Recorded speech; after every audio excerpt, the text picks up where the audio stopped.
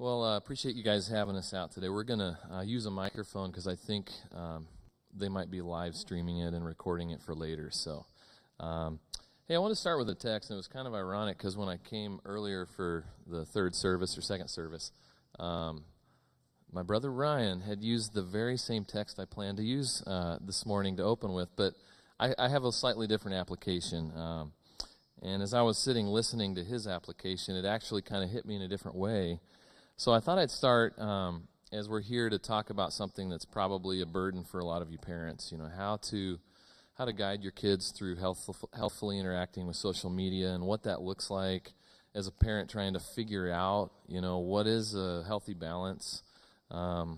Maybe kids tending to push the envelope constantly, and so it can lead to confusion. And so let me share with you again James 1.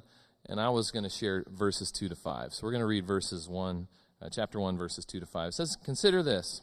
Consider it pure joy, my brothers and sisters, whenever you face trials of many kinds, because you know that the testing of your faith produces perseverance.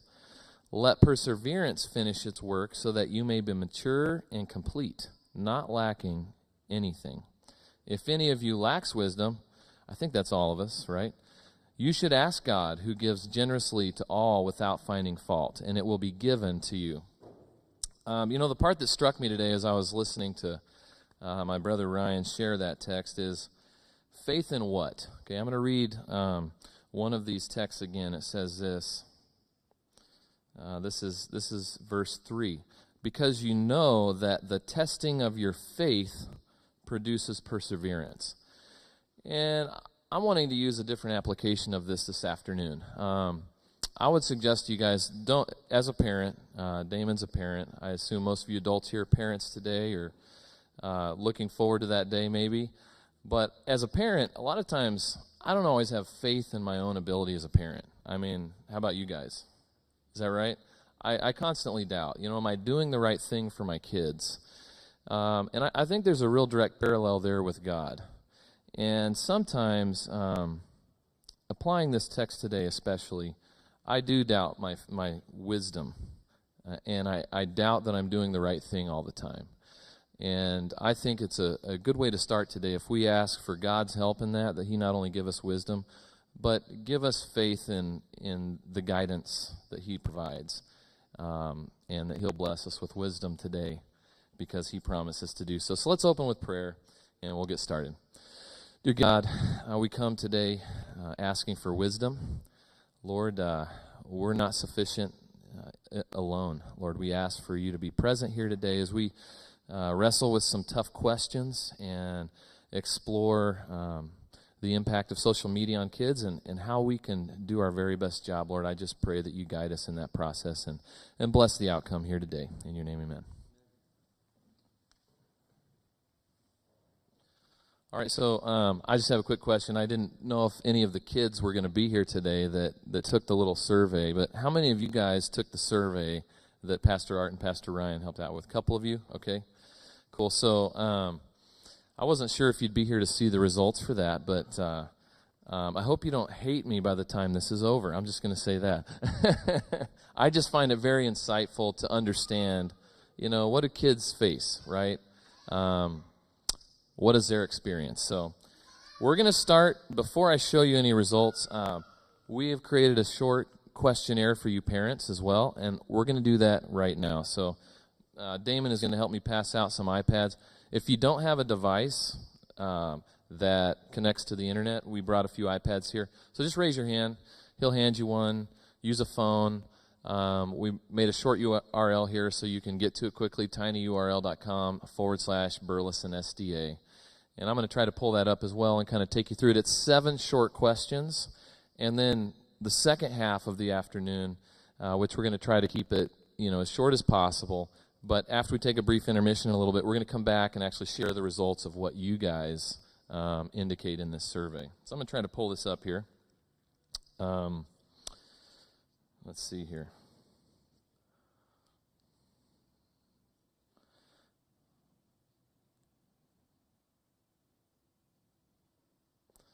All right, so you should be getting to this screen. Tell me if you're having trouble, and maybe Damon can bounce around and help you if you are. Did you get the URL? Okay, it's tinyurl.com. So, yes, let's try to do that here. Let's come back over here. There we go. That's okay. All right, let me do this. Let me turn this off, and that'll make it easier. Here we go.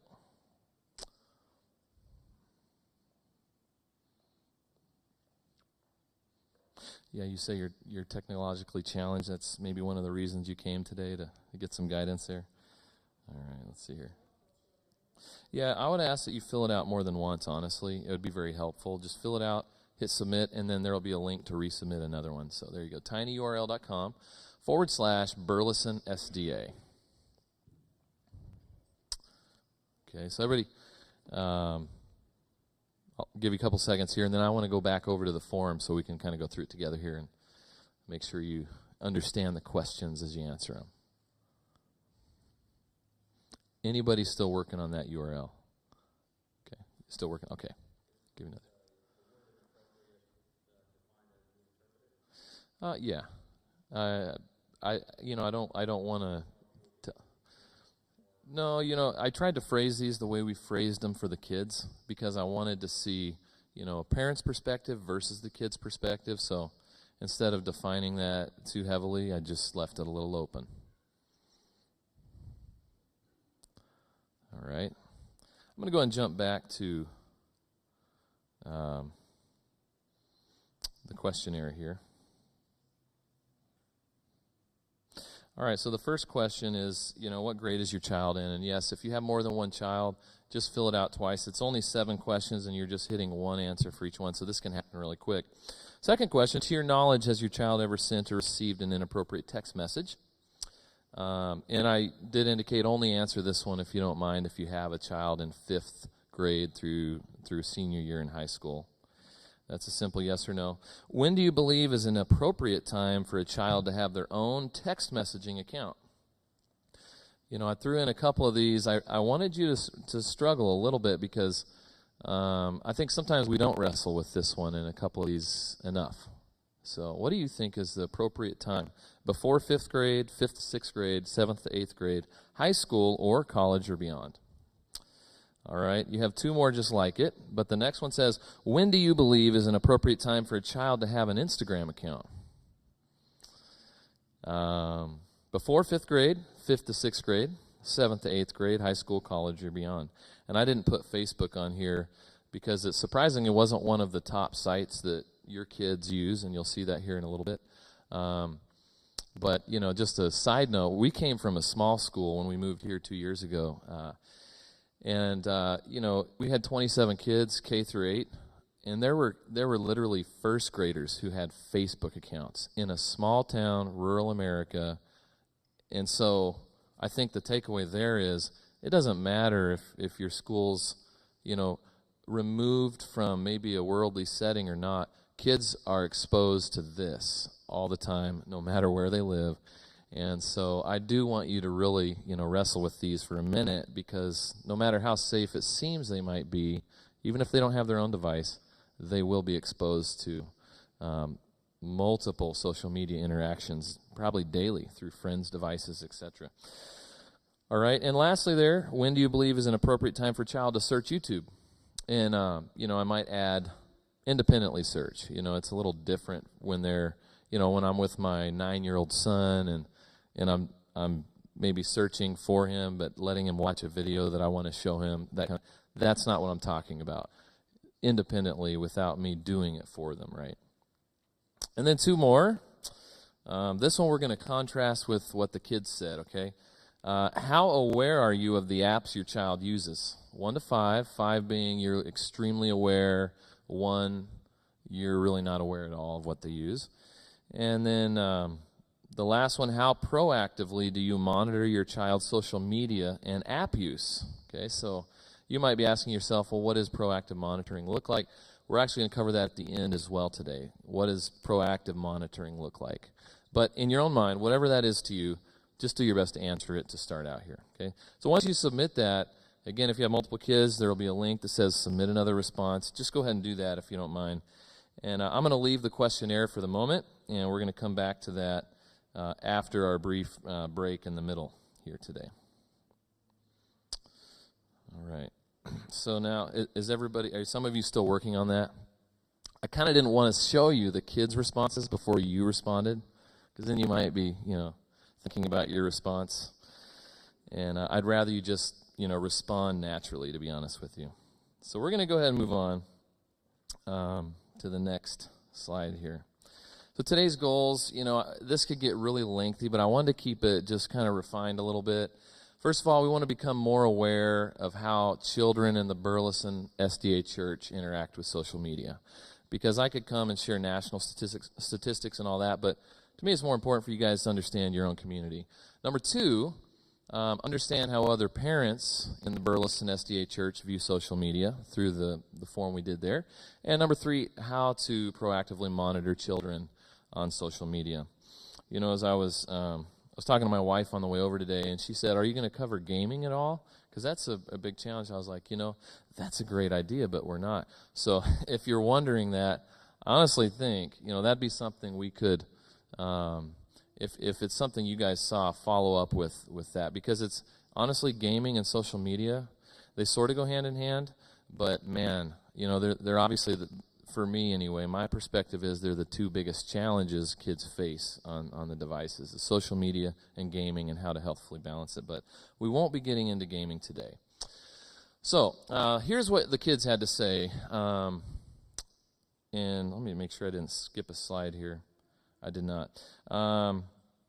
Just to tell you, and this comes up later in the presentation, but 43 of your kids responded to the questionnaire. So we had a lot of kids respond. I think there were 17 5th and 6th graders, 11 7th and 8th graders, and 15 high schoolers.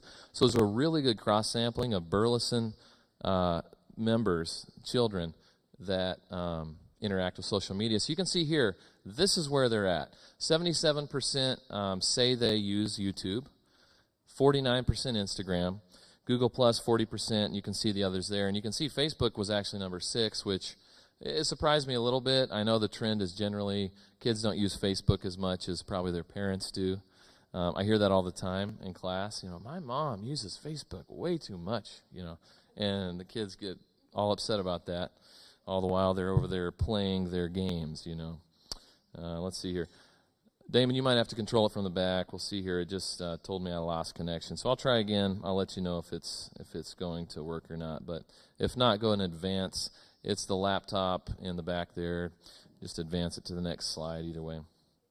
While he's doing that, app sites with most inappropriate content. This is really based on the top two responses. The kids are using YouTube and Instagram the most. And we asked the question on the survey, where do you find yourself exposed most frequently to inappropriate content?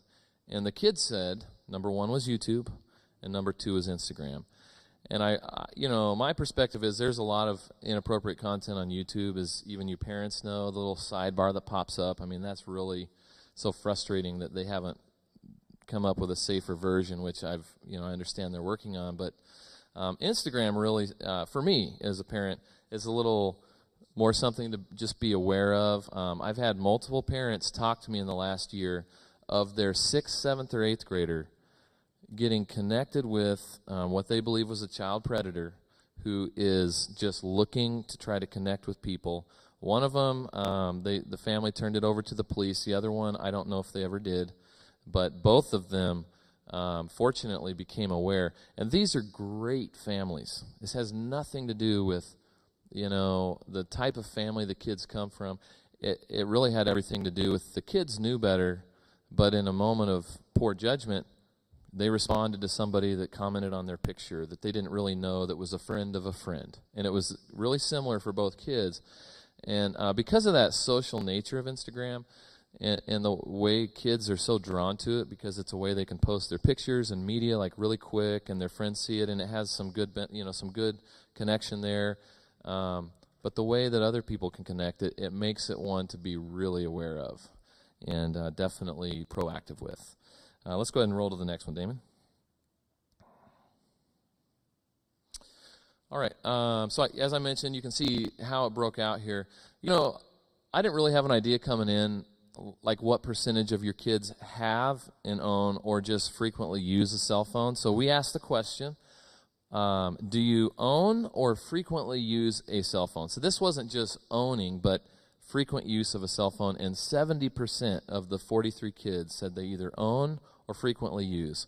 And from recollection, 14 of the 15 kids were high schoolers. So almost all the high schoolers said they own or frequently use. But then the 11 and 17 kids there, the 5th through 8th graders, it was over 50% of them, both categories, said they own or frequently use. You know, the reason I think that's so important to know is that I think a lot of time as a parent, you feel like if my child doesn't have a device and I'm not sending them out the door with a device, then they're pretty safe, okay, because they don't have that direct line. But when their friend can just pull it out of their pocket at any moment of the day, which is really the way it is. I mean, that's just the way it is now. Whether they're allowed to have them at school or it doesn't matter. Kids have them. They're going to look at them.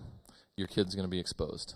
And so not having a device no longer really matters, in my opinion. It's more important to help your kids learn a healthy interaction, what boundaries you're comfortable with them crossing or not, where the line is, and then letting them know that you're monitoring that just to hold them accountable, because everybody messes up, All right, let's go on to the next one here.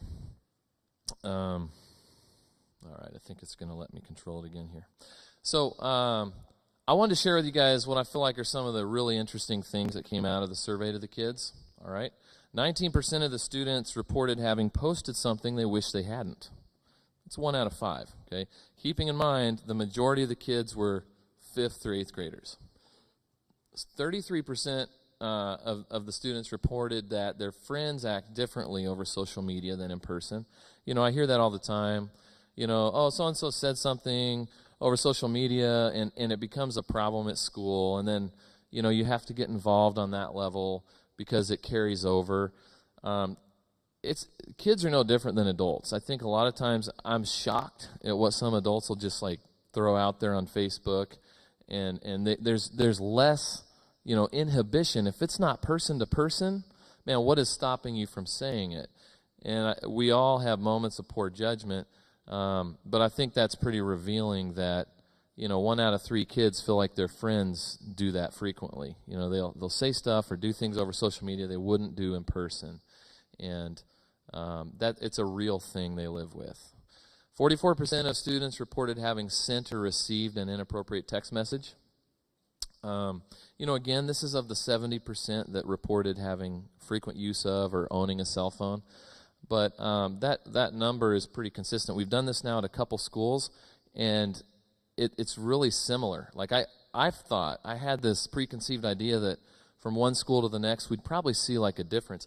There's really not. That number, 44%, is pretty normal to me now, and it's sad. We need to know about it and talk about it, but it's not surprising, unfortunately. All right, let's see here.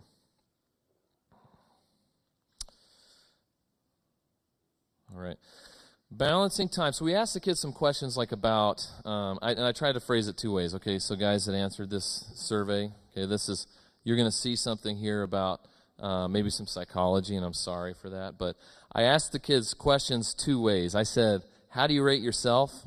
And then how do you rate your friends? Because I think a lot of times kids will rate themselves a little better, than their friends. But really when they're rating each other, which number would you rely more on? Maybe the way you rate your friends. That would be my suggestion. So it's just kind of interesting to see how that happens. But so we asked on a scale of 1 to 5, with 5 being the highest. Let's see here. Let me just read the stat, and it'll make more sense. 45% of the students gave themselves a 4 or 5, so they rated themselves really well on how well they balance social media in relation to schoolwork. You could look at that 2 ways. I mean, honestly, half of them are admitting I have a problem balancing it, and the other half think they're doing a really great job. So that there's 2 ways you could spin that. But then when they rated their friends, they said 70% of the students rated their friends at a 3 or lower. So they basically said, most of my friends have a problem balancing this. They don't know how to balance it. And I would say the number in reality might even be higher. Most kids really struggle. I mean, mentioned I have kids. I've got a 9-year-old and an 11-year-old.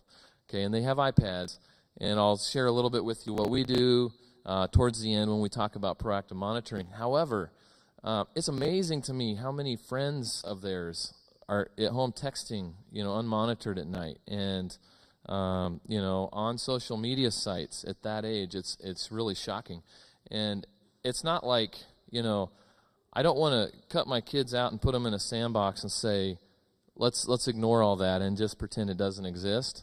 I really have a burden to help them learn why we don't let them do that, and what healthy management of that looks like, because it's so real. Kids don't naturally know how to balance it, and that's why we need to help them. All right. Appropriateness. We asked the kids about, how appropriate they think they are on social media, and 88% of the kids felt like they were very appropriate. They gave themselves a 4 or 5, 5 being the best, and at the same time, 44% of the kids rated their friends at a 3 or lower. So it's like basically saying almost half of my friends are inappropriate at times on social media. I, on the other hand, am always appropriate. It's kind of funny to see. Now, obviously, it's not always, but I probably rely a little more on the 44% than the 88%. And this isn't news, okay? But what's nice about it is this is coming from your kids here in Burleson. This is what they say. All right. So then we asked them to rate you guys, okay? So no offense, but we just, we wanted to see how do they perceive your interaction with their social media. So on a scale of 1 to 5, 81% of the kids gave their parents a 4 or higher on how aware they are of the apps the students use. So it'll be interesting to see in a little bit when I pull up those stats you guys just gave us, and we'll compare, where the perspective is. They think you do a really good job of just being aware of what they use. Okay, so we'll find out what you guys think later on. On a scale of 1 to 5, 47% of the kids gave their parents a 3 or lower on how actively they think they monitor their social media. So what I would take this as, they think you're very aware of what they're using, but almost half of them think you don't really actively monitor what they're doing. And honestly, I would say that's probably a misperception, because it's rare. It's hard, number one, to know what is active monitoring. Like, what does that look and feel like? And number two, to see it happening. It's quite rare. So they were probably being soft on you guys. Again, just maybe boosting your confidence a little bit. So I'm going to turn it over to Mr. Gilliam here, and he's going to share a little bit about some specific things with dangers within social media and a few other things here. Then we'll take a brief intermission and come back and share results and get into like how to actually monitor. So, thank you. So I don't know if you can tell, but Mr. Long and I have a burden, a passion, a calling to make sure our kids are being safe and appropriate. And, most importantly to us is that we are acting in a way that would honor and glorify Christ. In 2015, there are a lot of things out there for our young people to get involved in that can trip them up. And so it's very important to us that we are actively monitoring our students and doing everything we can to help educate parents, to educate ourselves.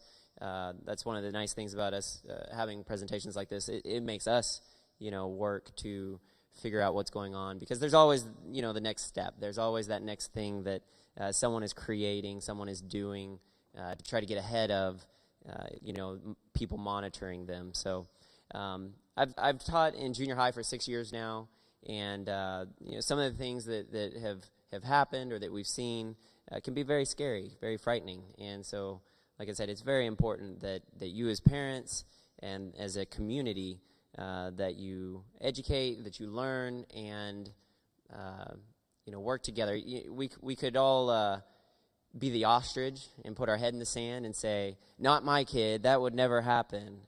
Or we can proactively learn and help educate and help our students to make good choices in the way that they interact with technology.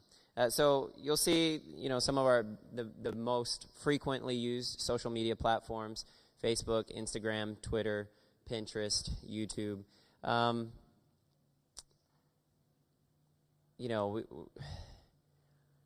even kids that aren't old enough to have signed up for accounts. I don't know if you're aware of it, but to get a YouTube or a Instagram account, there's no verification from Facebook. There's no, Instagram doesn't ask to see your driver's license to see how old you are.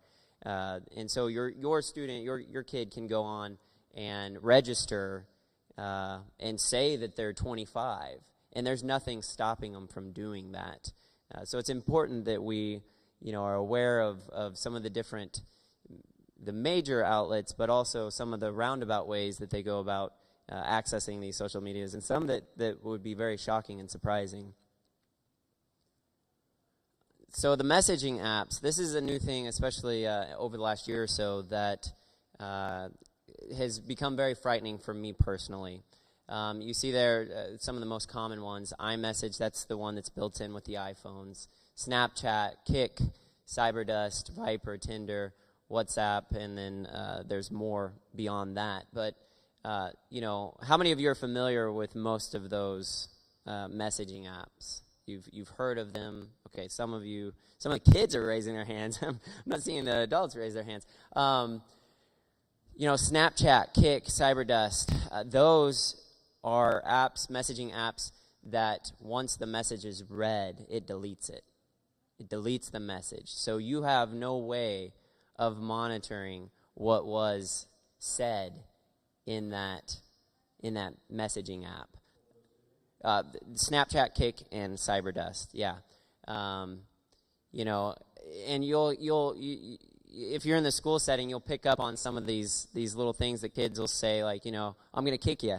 And you think, whoa, we can't, physical, that's not okay. That's not what they're talking about. What they're talking about is sending a message to that student. And, it could be a picture. It could be a video.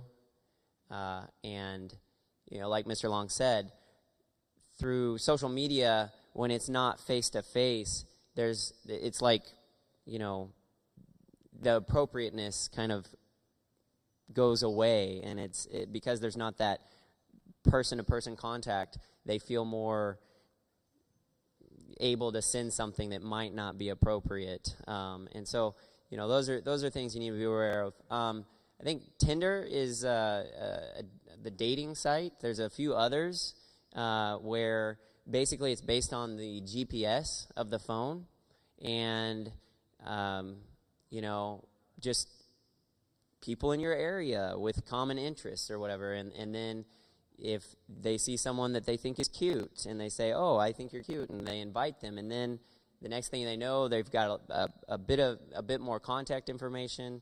And this is where especially child predating is very scary and dangerous, and something that I feel we all need to be monitoring and aware of.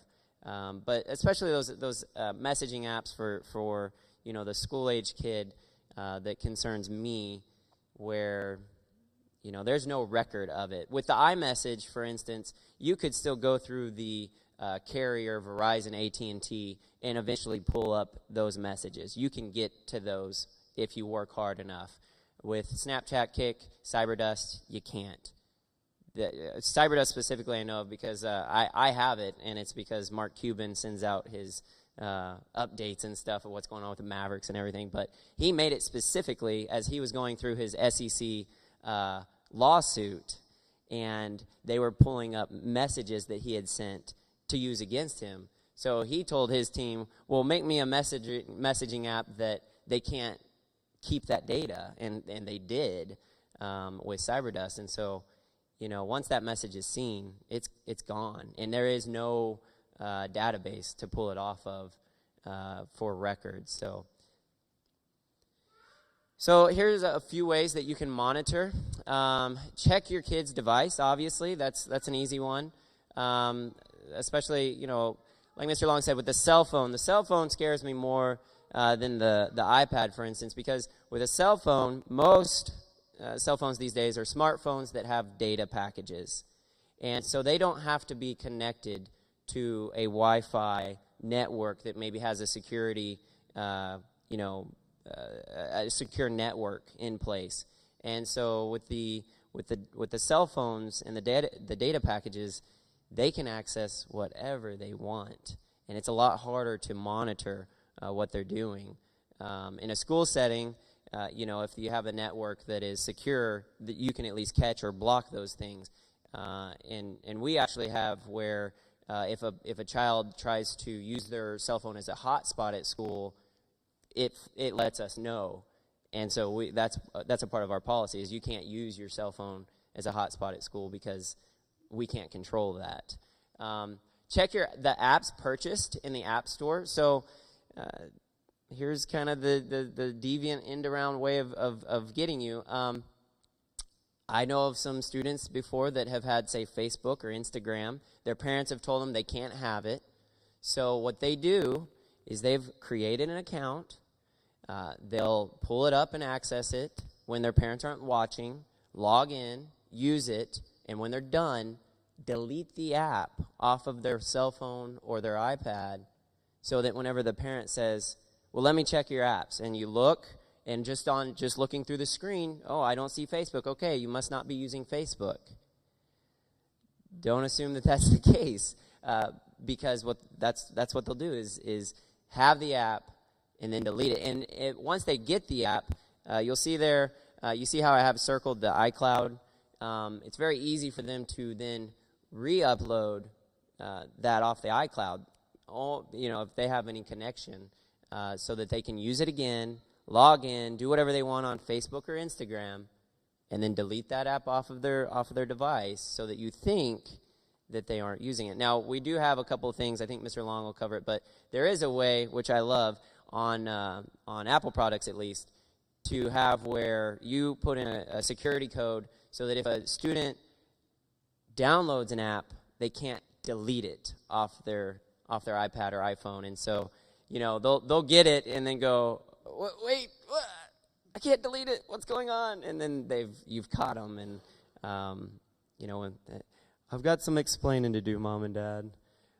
So don't assume that the child's age prohibits them. Like I said, they can very easily just scroll down and say that they were born in 1975, and there's nothing stopping them from doing that. There's no verification on most of these apps to check the age.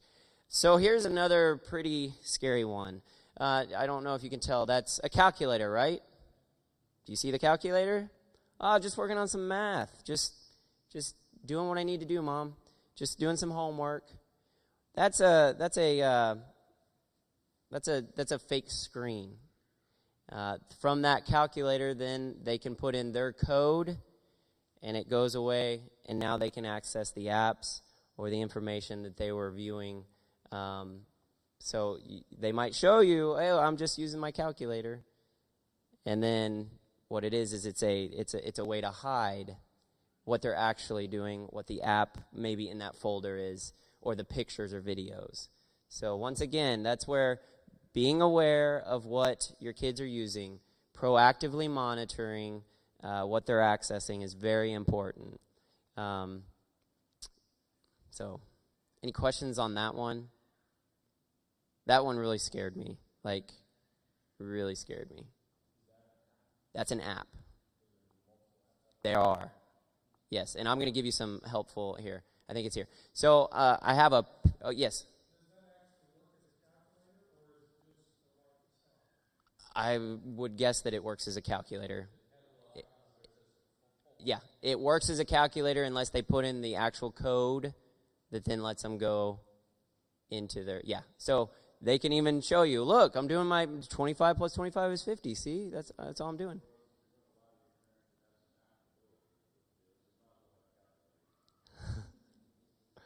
So some very good websites that we use to get the latest information. And I have a handout, an old school piece of paper handout that I'll give to you to take with you today.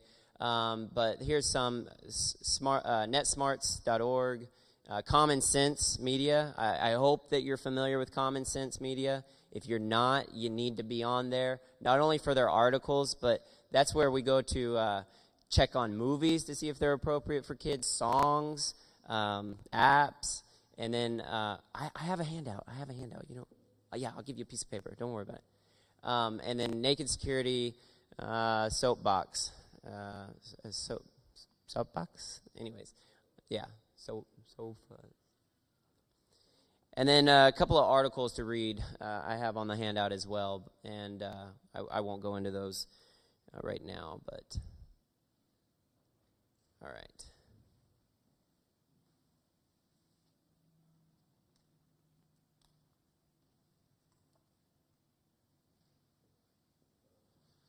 All right, well, he's handing those out. We're going to take just a short break real quick so we can put together the results of the survey you guys took. And I just want to mention one thing. It's really easy to get so afraid of what's out there that, you just want to lock them down. But I really believe kids are generally very trustworthy. This isn't to, make you trust your kids any less, because I think generally they're very trustworthy. You just have to be involved to know. What Damon said a minute ago is you have to be aware. And do you think that happens quickly? It takes a lot of time. I mean, that's the challenge here. And going back to, to James 1 there, it's through struggling, it's through trials, right, that we acquire wisdom through God's grace as a gift to us. It doesn't happen quick and easy. So, what do you think that one lock screen app, the calculator looking thing, do you think that if you went to the App Store and read the description, it's going to tell you what it does? It does. Apple makes them be honest about what the app does. The point is, if you take a few minutes and, say that your child has 50 apps on their device or whatever, and you go through and you read the description of each one, that is so essential in becoming familiar with what they're exposed to. There is no shortcutting it. You can go to Common Sense Media. They have 2,500 apps reviewed, but there's over 1 million apps out there. So great source, because they try to get the hot ones that kids like to use and whatnot. So I use it. I really do. I love it. We talk about Common Sense frequently. However, it really comes back to taking the time to be familiar with what apps are on your kid's device, going to the App Store, reading the descriptions, and then you're aware, and you can talk with them about, is this appropriate for you or not? I also and I have to apologize, I'm not as familiar with the current state of the Android App Store as I am with the iOS, okay? So I apologize. What we'll go through in a little bit, some of it may cross over to Android, but I don't know if it does or not. So, but in the iOS side, the Apple side, they rate the age appropriateness for kids. It'll say 4+. That's pretty much anybody, right? Or 9+, or 12+. It's at the top of every app. It's been rated by somebody. So granted, it's not perfect, but it gives you a quick indication of who's the target audience, who's it safe for. You read the description, you know what the app does, and then you can quickly decide, is this something we should have or not? So I think this was more to make you aware of the fact that there's apps that do things you need to know about. Don't be scared of technology in general. Just commit to becoming aware of what it does. All right, let's take a short break. If you guys want to hang out here, that's cool. I'm just going to go back there, take about 3 or 4 minutes, and put together those stats, and then we'll reconvene. So if you need to use the restroom and get a drink, let's take a few minutes and do that.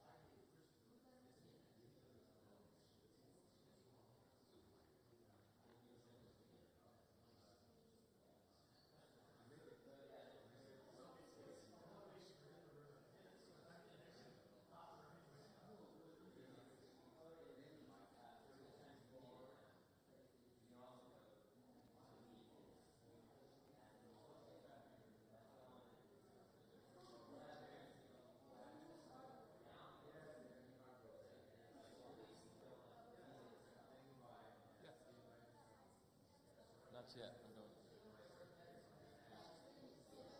Not yet. Yeah, we're ready. All right, guys, we'll get rolling here in a second. Just got done back there. Let's see. Let's see if this will pull up. Okay.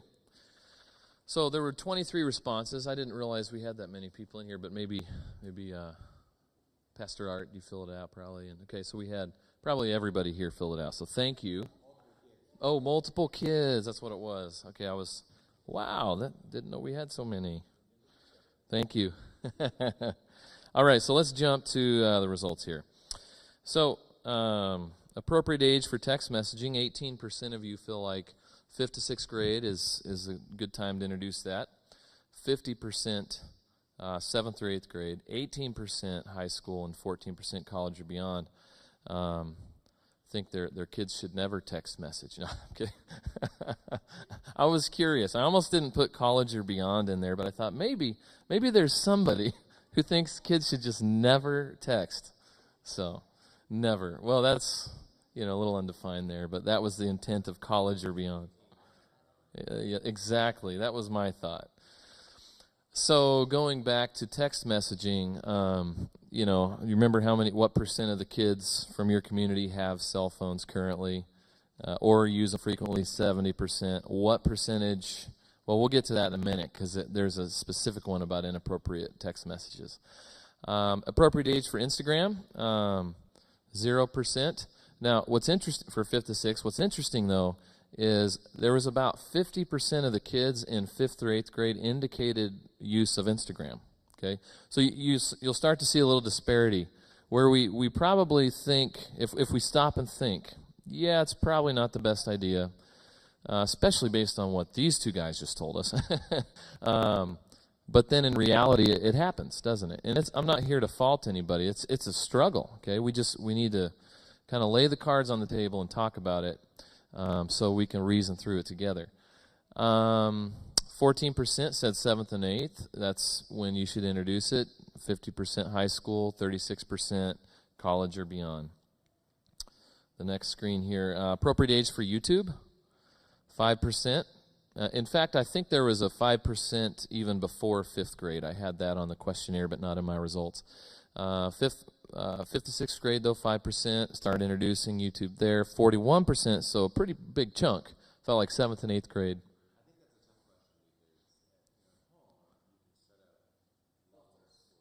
Mm-hmm. Mm-hmm.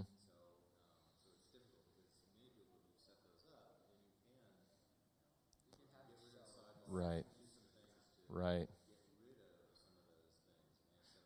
Right. Yes. Now, when you set filters, are you talking about within the YouTube site itself, or do you have a content filter? Right, and you can set. Right. Okay. Okay. Oh, that's great. You've gone an extra mile there. So we should have you jump up and talk about that here at the end if you'd like to share. That would actually be helpful. But it's just neat to see, I think, that there is almost a little bit of a consensus on this one, that somewhere upper junior high is maybe an appropriate time to start introducing, early high school maybe, start introducing YouTube to the kids. Jumping ahead here, child ever received inappropriate text. 25% of you said yes, you were aware. The kids said 44% had. So you can see a little disparity there, that the kids, I feel like, were pretty forthcoming about it. Yeah, that it happens. Parents are frequently unaware of it, and this highlights that.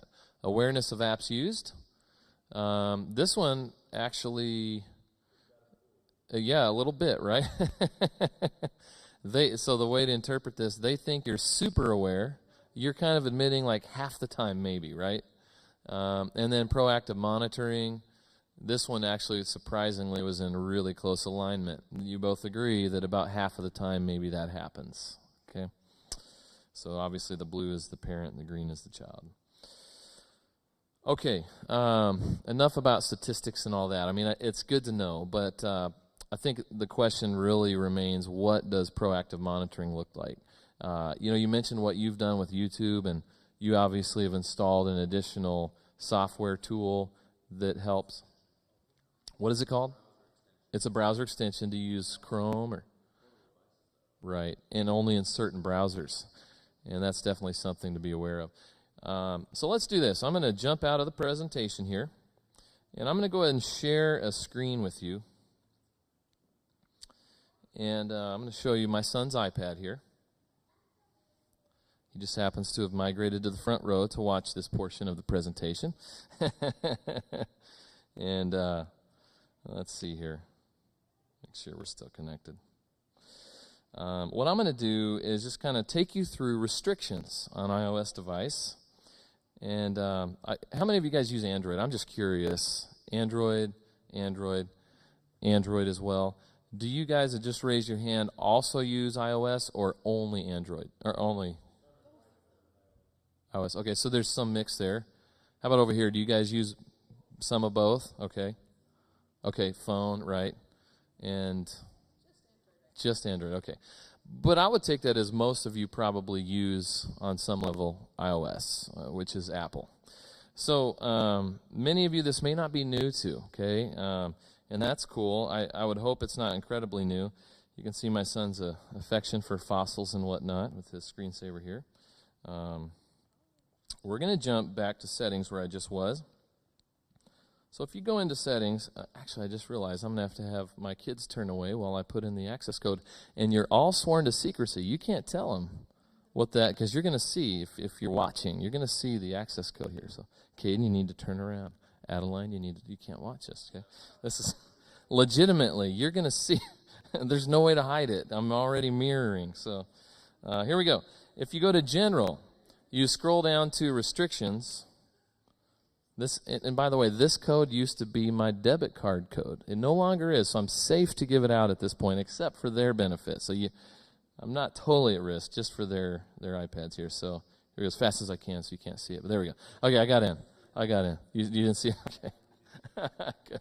All right. Oh, no, that's not it.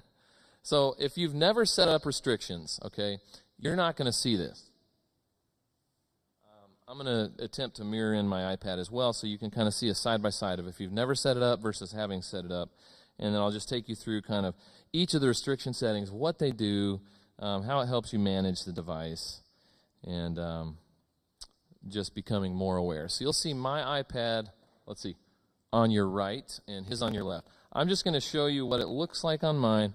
I'll take mine away so we can see his a little better. And so if I scroll down to restrictions, it says off. It takes me in. Everything is grayed out. Okay, so your first time in, it's going to look like that. And at the very top, you're going to say enable, and then you're going to pick your four-digit passcode. It's going to make you enter it twice. And then all of the little green slides become active, and then you can actually maintain it. Please don't forget. You need to take note of that code, because I've had parents come to me and say, somehow we forgot our code. What can we do? You have to reset the whole device. That is the only option, unless you can plug it into iTunes and reset it that way. What is your solution? Okay, I do not support jailbreaking devices, so I can't even offer that as a solution. But thanks for, nice try. Yes.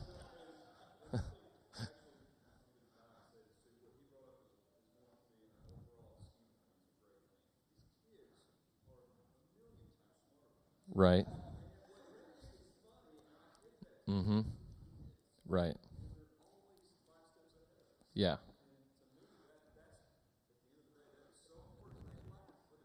Right.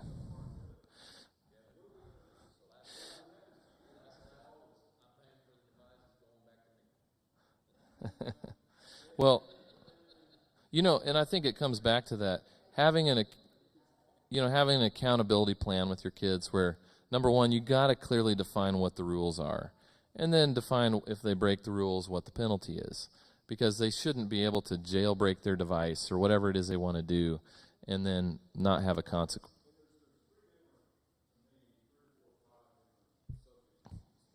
There are, sure.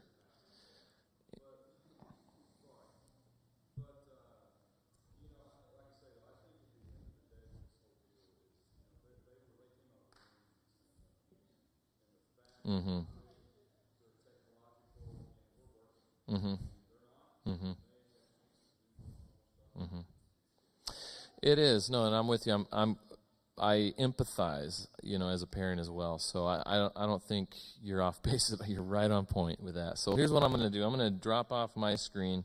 We're going to go back to my son's, and we'll look at kind of how we've set up his restrictions here. Okay, and you're going to have to look away again. It took me out of restrictions here. In fact, I think, let's see here. Sometimes you got to toggle away from restrictions. Adeline's not peeking either. Good job. Okay, great. All right, so we're back into restrictions here. So I'm going to go through each one real quick. At the end, we will have Q&A time. If you actually want to have us help you with your child's device at all, that's cool as well. But I want to go through just what everything is first. So Safari, you can actually take Safari away where it's not available on the iPad at all. Now, something to be aware of, there are other apps that can be used as browsers, okay?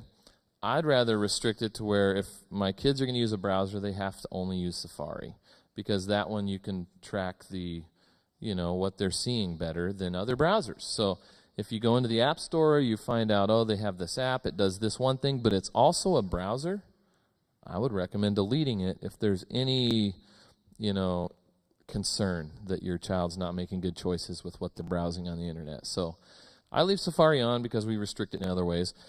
The camera's left on. FaceTime, they can video chat. That's turned off for now. I mean, my son's 9, so he petitions us all the time to increase his privileges, and we talk about it all the time. But right now, he can't have his FaceTime on. Syrian dictation, we leave that on. Yes. Yeah. They won't have this code. This is a code independent of all the other codes on the device. So when you set it up, they cannot have this code, right? That will make it all worthless. So I've had students where their parents gave them the restriction code, and I just thought, man, why try? Yes.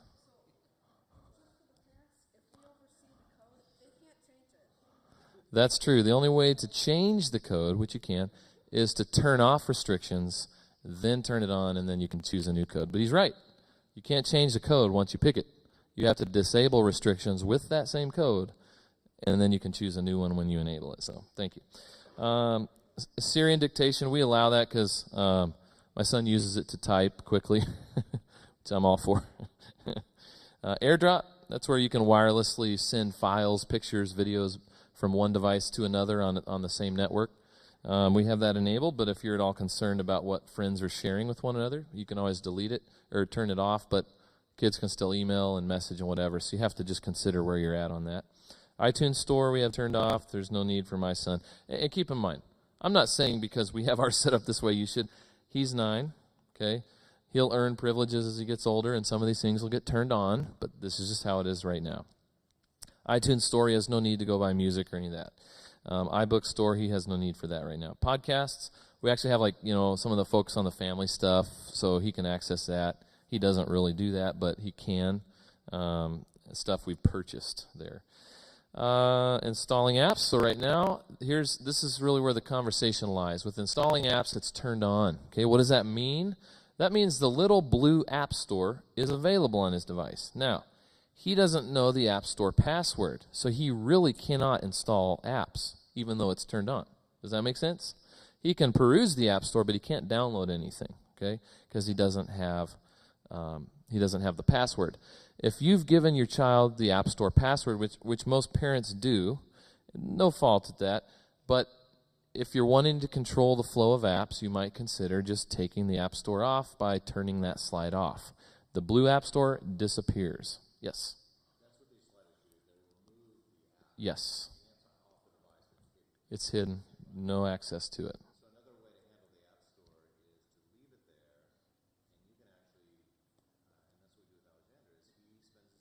Mm-hmm. Gift cards, yeah.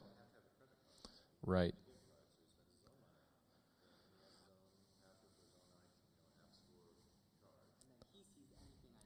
Right, right.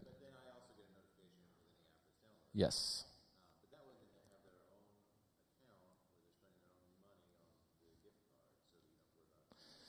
That's a great way to do it. Yeah, if you didn't hear that, and we have some parents that do that as well. They have their kids or they buy gift cards. Either way, kid buys them, you buy them. you can apply the credit to the App Store and use the credit from that as opposed to a credit card. That is one of the concerns. So that's kind of a different concern, but it is a concern that maybe your kid just like buys a whole bunch of stuff that's hitting your credit card. They don't, I've heard stories in the news of like kids spending thousands of dollars on in-app purchases or whatever. And the ones I've heard, Apple has refunded, but you don't want to take that risk if you're worried about it, right? So, not necessarily. It depends on how much you trust your child with that decision making. But his point is that if you're at all concerned about it, you don't have to tie it to a credit card. You can just tie it to a gift card. So there's not like this open line of credit, right? And Caden, turn around again. Here we go. Let's find it. You can't? All right. Okay. So how about deleting apps? This is the happy medium for me. Let's say you generally trust your child with, I think most kids are generally trustworthy. Maybe they're in 7th or 8th grade. You've trusted them with the ability to download apps. They have the App Store password. Now, like Mr. Gilliam was mentioning a minute ago, you can set it where they can download but not delete apps, okay? And that's controlled under deleting apps. If I turn that off, there's no ability to take apps off the device. And so that way, I don't have to and so what you mentioned is a great option. We can go through that in a minute. You could set another Apple device where, say, if my son downloads an app, it'll automatically download to my phone or my iPad. So if I see an app pop in, I'm like, where did this come from? I can go to my kids' devices and see who downloaded it, right? So that's one tracking option. This one, though, kind of does the same thing in that the app's stuck on the device. Say I pick up my son's iPhone or his iPad a couple times a week just to look at it. I'm going to see the app at that point as well. So it's not as real time as what you're doing. That's a great solution. But it still works in a similar fashion. They're not going to be able to get rid of the fact they downloaded the app. So that's a happy medium where they still have access to the App Store, but they can't get rid of things they download. Meaning, they've got to be very thoughtful about what they download. In-app purchases, that's a preference thing. If you trust your child with their decision-making, games are notorious for getting kids to spend money, buying coins or diamonds or whatever to spend on their army to attack somebody. And that's what they love to do. Ratings, you can go through and set all the ratings. To be honest, though, since in this case my son doesn't have access to the iTunes store, right, these ratings are not as applicable because that's kind of what they're there for. So if I had given him access to the store, the iTunes store, to download movies or TV shows, these ratings would control what he was allowed to download. But those are turned off for him. If your child's older and you're okay with that, you'll want to go through the ratings and just control what they're allowed to download. Same with movies, TV shows, books, apps. I have found a complication with apps. Sometimes an app will be rated like 12 plus that I find is probably very appropriate for my 9-year-old son. Okay, and so I have that set to all because again he can't download apps on his own anyway. So this doesn't expose him in any way. It just means if I take his device to download an app, it's not going to tell me I can't do it. So, but if your child has access, this will automatically, like we talked about a little while ago, it'll default to the app age rating. And if the app is rated 12 years plus and you don't want your child downloading 12-year-old plus apps, it won't let them download it, even if they have access to the App Store. Siri, I have it set as restricted, no explicit language, but it can search the web. Kids love to search the web using Siri, and that's where you just hold down this button and talk to your iPad, and it'll do whatever you tell it to do a lot of times, even calling you by some Sir Francis Drake name that you like it to call you or whatever. One of their favorite things to do, being 9 years old. And Adeline, too, yes. But you could take it off where it won't do web searches anymore, and then it's really a great dictation tool. That's why I like to leave it enabled, because for my son who has written assignments on here, he can dictate to it. It'll type for him, and I'm okay with that. So that's a decision you have to make. Websites. So you have all websites at the top, limit adult content, it's only so effective, and then specific websites only. Very age specific, okay? We have his set to specific websites only. And so this is something we'll sometimes turn off if we want him to have access under our supervision, and then we'll turn it back on. This is probably one area that we toggle back and forth. Depends on what he's doing. But for example, and this is one downside of this tool. If I put it to, if I turned off and said all websites, what it will do is erase my whole list I've created of safe websites, and I got to make it again. So that's really one downside. So if you're in the habit of, or if this is appealing to you, saying, oh, I would love the ability to control what sites my, especially younger kids, can access, build the list and keep it until you really feel like they've advanced to where they're making good decisions, and under your supervision they're making safe choices. Because once you turn that off, you've lost your whole list you made, okay? And it can happen one of two ways. At the bottom I can say add a website, type it in here. The more simplified way is while they're actually browsing, I don't know where his Safari is. Let's find it this way. So while they're browsing, if they come to a website that's, so National Geographic is one of the default apps that Apple allows. Okay, so they say that's safe for everybody, whatever. But if you wanted to go to another website and put in, let's say, what's your church domain? Burleson SDA. burlesonsda.com. Let's see here. It's probably going to give me a warning that I'm not allowed to do that. It says restricted site, and then you have the button there that says allow website. Click on that. Once I put in my 4-digit restriction code, that's the one I chose a little bit ago, it'll add that site as a safe site for the future. Okay, so you don't have to do it every time the child visits the site. It's just one time, and then it adds it to your safe list. So it is a bit tedious, but again, there's really no shortcuts. You know, depending on their age, it's going to take more time than if they were a little older. I probably wouldn't use the same approach. But since my son is 9, that's what it is. Okay. All right, let's get back to the restrictions here. Okay, and you're going to have to turn away again because it's going to take me out of this. All right. Thanks, buddy. It's just so hard to believe that. You're a trustworthy person, but I can't change the code. So, right. Okay. So let's get down to where we're in-app purchase. We're down at websites. Require password. I have mine set to immediately. So like if we're on the App Store and I download an app for him and I put in the password, give him the device, he goes to play the game. The other option is 15 minutes later. A lot of people have it set that way where if I put it in for the next 15 minutes, I can download any app without putting in the password again. Well, I have it set to immediately, so if another app is attempting to download, you have to put in the password. I'm not going to go through this next section because it gets a little nitty-gritty and it's kind of specific to each person. We're not talking so much about, location services today, although you've probably heard stuff in the news about like, a stalker tracked somebody down because the person posted a picture to Facebook, and embedded in every picture you take on your device is your GPS location. You guys probably knew that or have heard scary stories about it. It's true. And so that's the kind of thing you can manage under location services. You can tell, the camera not to record the GPS location when you take a picture.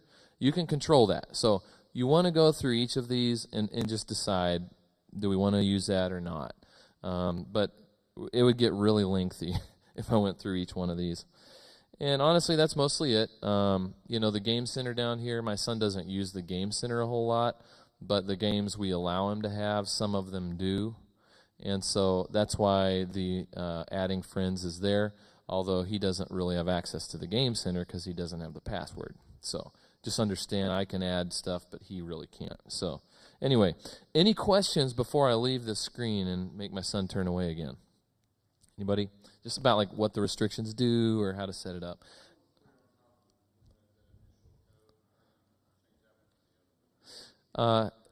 The very first time I come in here at the top, see it where it says disable restrictions? It'll say enable. And it's the very first time I go in there, I click on enable, it'll ask me for a password. That's when you choose it. Does yours already say? Oh, it is. So what you'd have to do is disable restrictions, go out of it, come back in, click on enable again, and then you can pick a new one. You should be able to. If not, then you'll have to reset your device. So, but I think just disabling it and then re-enabling it will allow you to. Okay. Again, I told you some of you, the kids here today may hate me by the time it was over, but it's all necessary. So, all right, let's jump out of this real quick here. I just want to show you a couple more really helpful tools that Apple gives you, and that really that comes to, like, you want to do kind of like a real-time check. The iCloud account thing can be a little bit confusing. However, if you use it and you have, say, your kids set up on the same account, okay, as you, then it's really helpful in being able to track their activity. If I go to my browser, I go to my son's browser here. Let's find Safari again. All right, and he has, this National Geographic website up on the left. On my side, if I click on my window here, the top right, there's a little double window symbol. You can't see it very well, but if I go to open the windows up, I can see the bottom. Well, you know what? Let me turn his off for a second, because you probably can't see it super well. Let me zoom into mine. So you see on the left there where it says Caden.l, under the Inspire 1, that's a window open in my browser. Okay, so here's a window I have open. Here's a window here. So on the right side, top right, I click on the little double box, zooms out. I can see all my devices. Okay, see my device lists here? And one of those device lists is Caden.l. That's my son's iPad. We named it Caden.l. And I can see the tabs he has open right now in his Safari. Okay, one of them says kids, games, animals, photos, etc. And I say, well, there's no name there. What is that? I can click on it. It'll take me to it in my browser. Okay, so it's a way kind of to live monitor what's open in Safari. Now, if my son had another browser he was using, I couldn't do that. So can you see why it is helpful to use Safari? There might be circumstances as the kids get older that they might need to use a different browser for something. I'm not saying that day may not come, but for the most part, using Safari is totally sufficient, and it's way more helpful in terms of monitoring. Okay. Any questions on how to do that we just looked at there? Nothing shows up there. The iPhone view is a little different. When we're done, I think you just scroll all the way down. So if you keep scrolling down, under all of your tabs, if you have other devices on the same account, you would see them unless they're set to like private browsing mode. So that's something to be aware of. If I go out to my tabs here, see the top right, I can click on private. If I click on private, it'll hide all my activity. So obviously for your kids, one rule should be, please don't ever browse in private browsing mode, right? Because it won't then register all of their current browsing activity. No, it doesn't. It doesn't. It's right. Yeah, he's saying you can turn it on and off. You have to, it'll tell you, do you want to restart your browser session? And one way to know, if I was in private browsing mode, one second here, I think I lost. If I was in private browsing mode, in fact, I think the computer back there might have gone to sleep. If I was in private browsing mode, my tabs would all be dark gray, and if I'm not, it's light gray. So, if you ever just pick up your child's device and look at Safari, it's light gray right now. If this was a dark gray heading, that means I'm in private browsing mode. So I like they built that in, so you don't even have to, if they're on Safari, you can just visually see if they're in private or not. So, yes?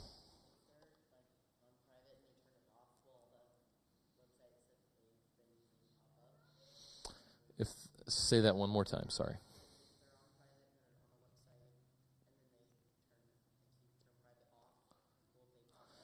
It'll say, do you want to restart your browsing sessions? Something that gives you a little message like that. So yes, it'll reload all the browsing sessions, but you have to tell it too. So I might have to come back there, Mr. Gilliam. Let's do any questions right now on any of the restriction settings. Anybody have any so far? We're about to wrap it up. I know this has gone a little long. We were shooting to keep it an hour and a half or less, and we're right at the end here. But what I would like to do is just offer, does anybody want help, like with us helping you with your child's device, just to look at it, and any questions about restrictions? If so, we can hang out for a few minutes, and if not, that's cool as well. But does everybody feel okay with where you're at then?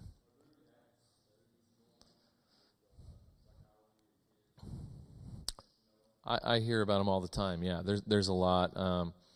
They're surprisingly mixed, but I hear studies come out about how video games are good for kids and stuff. I just don't believe that kind of stuff, So I feel like sometimes you can only put so much stock in that. I'm sorry? It's who's funding the study, right? I think from the practical side, it's as much the distraction of it as anything. I think kids live in such a distracted world that limiting that interaction is as much the key as what they're interacting with. And the studies I give, I appreciate are the ones that focus on attention span, how it damages their ability to focus and all that kind of stuff. And there are a lot of them out there. I didn't come with any of that information today, but we could always do a follow-up with that kind of thing.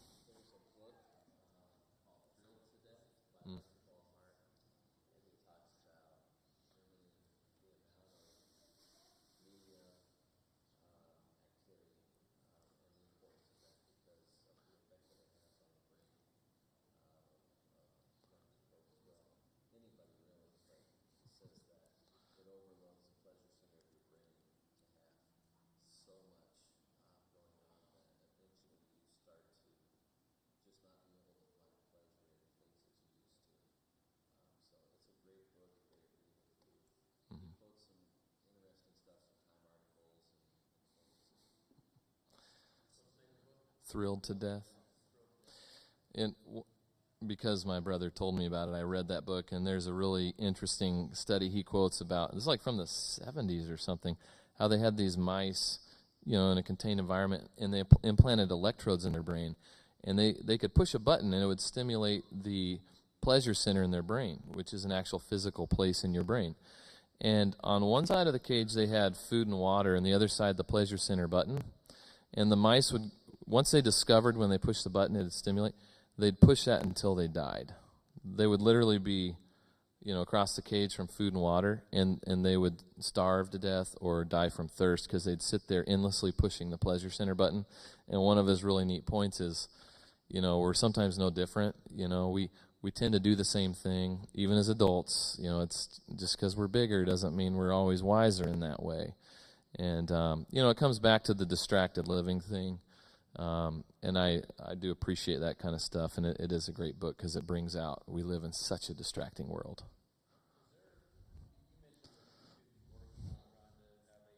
Mm-hmm. Yeah. Right.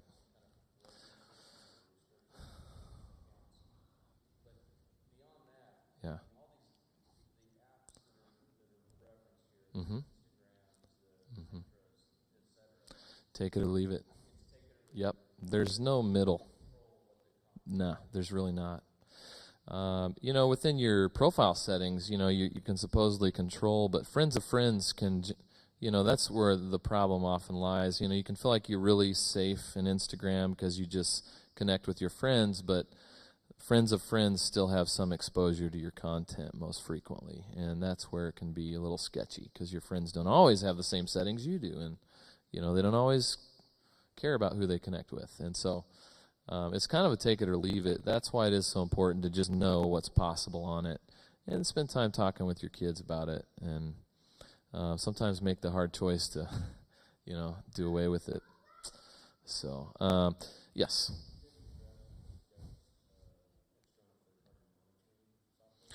It's very expensive. There are some out there. The ones I've found that actually do a good job, they're like $50 a quarter or per semi-annual payment.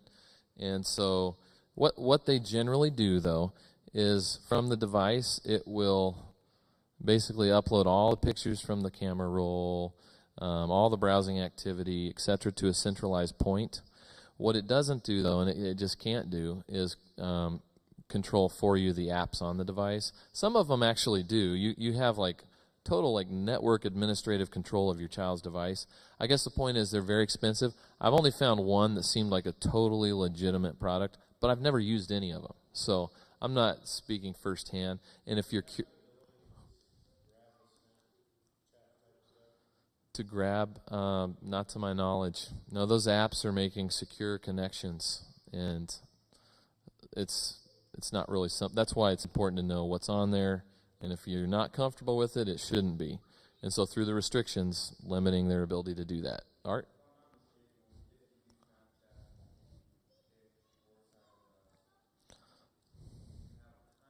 Yes. Right.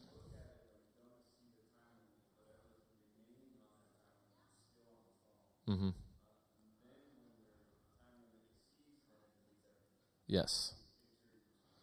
Right. Yes.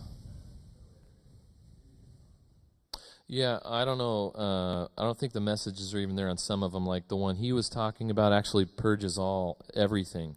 Once it's read, it's gone. But what some people do, and this is how kids in a naive moment, thinking it's a message no one will ever see or read, will send something, and their friend screenshots it, which is so simple to do, pushing the power button with the home button at the same time, screenshots it, and it doesn't ever go away. Then the friend posts it or sends it out to somebody else. And it's just that naive thought that, oh, if we both download this app, we can talk or send whatever we want. Nobody's going to know, but it's just not true. Correct. Yeah. Yeah, so as long as your end doesn't have it, your kid's safe. And that's why you got to take the time to know. So, all right. Well, I hope you guys have gotten something out of it. We really appreciate you letting us come over, and thanks to Pastor Art and Pastor Ryan for helping put it together, and hopefully you benefited.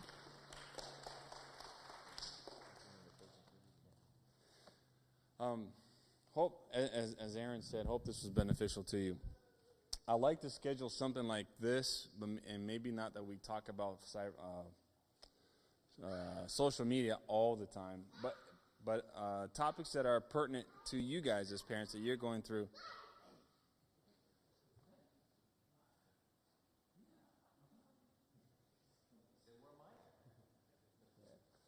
So, before we close, are there any other issues that you would like to see dealt with or addressed that we could come together and maybe, yeah, and maybe even talk about as parents, as a church body, that can help us be better parents. I know that a lot of you here have children who are a bit older than mine. So right now, I understand where you're at, but if I were to ask for a parenting seminar, it'd probably be geared for parents who have smaller children. But I'd like to be able to provide something for you guys that is relevant to where you're going, what you're going through, and is there anything that you would like to see dealt with off the top of your head?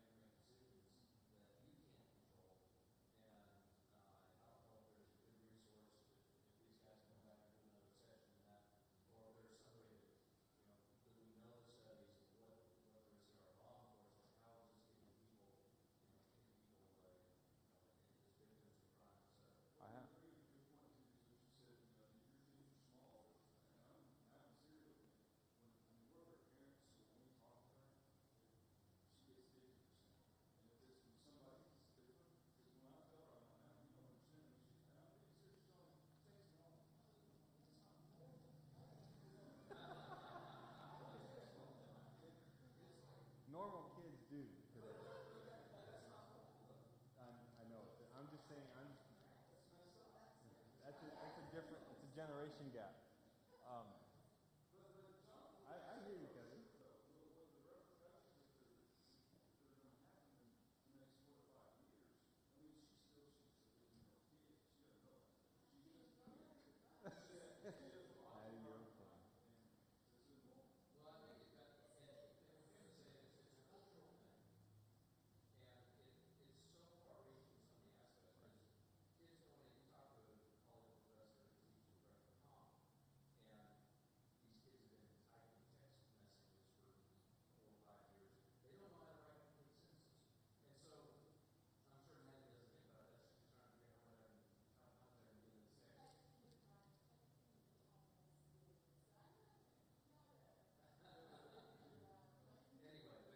I hear you.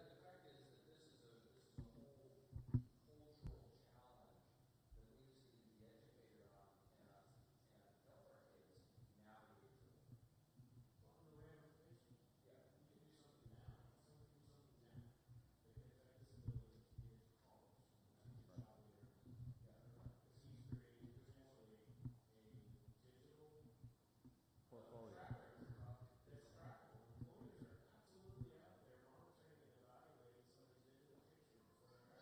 I know. Right.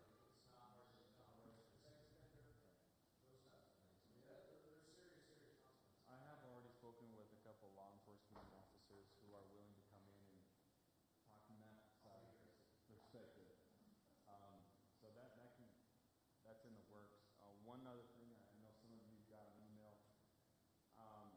Something that I got turned into that has forever changed my philosophy and mode of evaluating movies. It was a class I took up at Andrews, several books I've read. I'm not saying I'm the expert. I'm not saying I'm going to do it, but I like to bring in some people on, because one thing that I did come away from that class is movies, as entertaining as they may be, always have a message that they want you to get.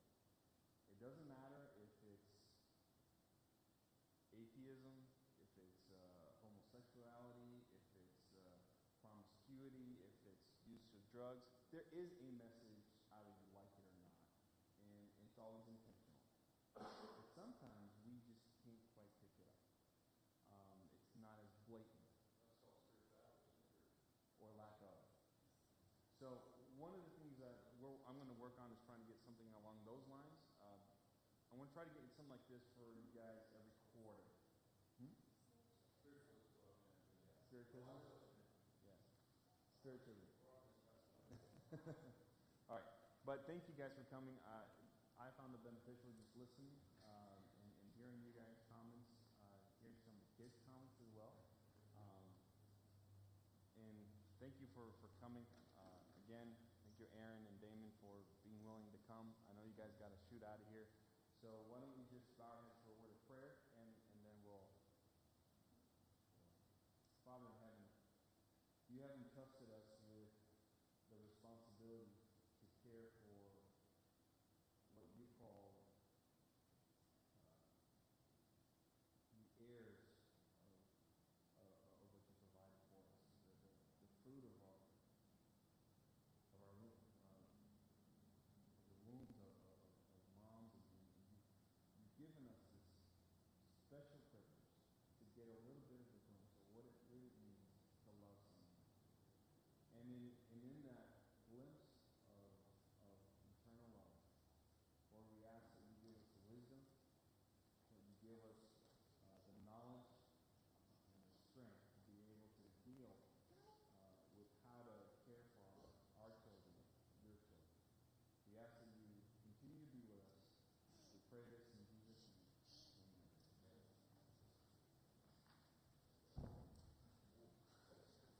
He's fine.